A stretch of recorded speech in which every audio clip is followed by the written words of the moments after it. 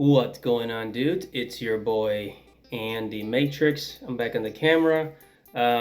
Sorry, my eye, it's a little funny right now, so don't mind that. So I wanted to talk about this game because it came on my radar. Like I had no idea it existed, but apparently it has one of the highest pre-orders I've ever seen in a game. So check this out. So this game is from China, and how do I know? Well, because the game studio is from China. The game studio is actually called Paper Games. It's Chinese owned video game publisher and developer actually, and it's from Suzhou Jiangsu China. I don't know where on the map that is. I know it's in China. That's all I know. But look.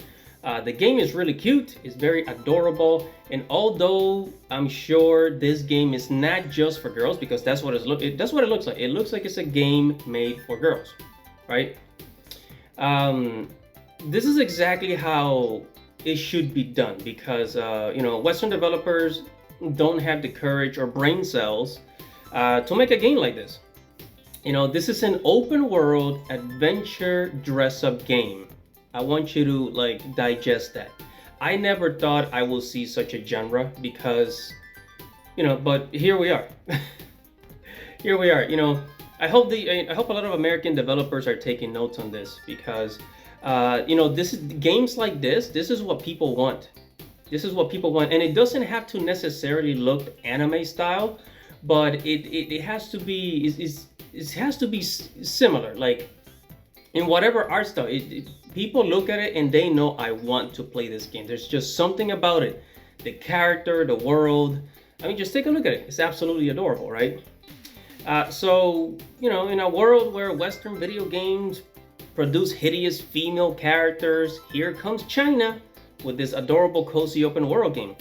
And of course, people are going to eat this up because this is something that, so many have desired. We desire games like this, but nobody's making them. At least not in the West, right? This is also a great way to attract female players because although, again, like I said, this does look like, I'm sure this wasn't just made for girls. It looks like if I were to make a video game for females, this is how I would market it. This is how I would produce it. This is how I would design it, and this is how I would market it. It's absolutely great, But this game looks like something that should be made by Nintendo. Oh, but wait, hold on a second. Did you know that the creator of this game is none other than the director of The Legend of Zelda, Kentaro Tominaga, right? It's no wonder the game looks so good and so magical, right? It just makes sense. So they went out of their way to get a really good director for this game, and this is the product. This is the results of it. This is great. It's absolutely great. It looks like a little bit. I don't want to say like it looks like Legend of Zelda, like the world, but it looks like if you were a fan of Legend of Zelda, this game would draw you in immediately. And one more thing before we close here. This game has 12 million pre-registrations. That's right, I said it. 12 million pre-registrations. I've never seen a pre-order like that for a game ever. I don't think I've ever have. Not even for Final Fantasy games. So this is before the release game, man. So that's 12 million people pre-ordering this game before it comes out. Now, do you know how crazy this sounds? And then once this game is released, I'm pretty sure it could easily reach 20 million copies sold, 30 million copies sold, and it can easily make $1 billion.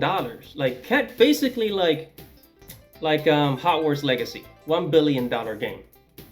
It's crazy. And I predict it will do this in the first month. The first month it can do this. Like once this game drops, poof. I do see this game being super successful like Black Myth Wukong, maybe even more successful than Black Myth Wukong, So while Sony keeps, flopping games like Concord and other titles. You know, I can't believe I'm saying this, but here comes China to the rescue.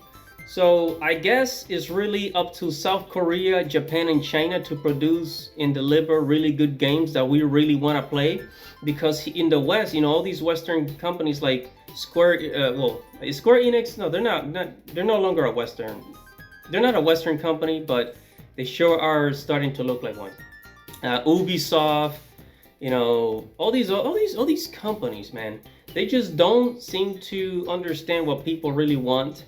You know, you know, we want something like freaking Lollipop Chainsaw, just a pretty girl running around with a weapon and kicking ass, right? Some Tomb Raider type of shit. But they don't want to make those games. And when they do make those games, they make the chicks look ugly as hell, you know, because of the male gaze and all that bullcrap. But hey, who am I to judge? Who am I to talk crap? I'm just a gamer on YouTube. Anyways, guys, this is Infinity Nikki, the name of the game, Infinity Nikki. I'm not sure if I'm gonna play this game without feeling like a child, but who am I kidding? Why am I saying I'll probably get this game as soon as it drops on Steam. It is definitely gonna drop on Steam. And yeah, man. So check out Infinity Nikki. This, I had no idea this game existed. It just came on my radar. But yeah, go ahead and check it out. And while you're at it, make sure to subscribe to the channel. Hit the notification bell for future notifications. Like this video, comment below. Tell me what you think. Tell me about this dress-up open world adventure game that I've never thought never thought such a genre will exist. And if this game becomes successful, there's probably going to be more of these being made. Anyways, that's all for now. It's your boy Andy Matrix. Godspeed.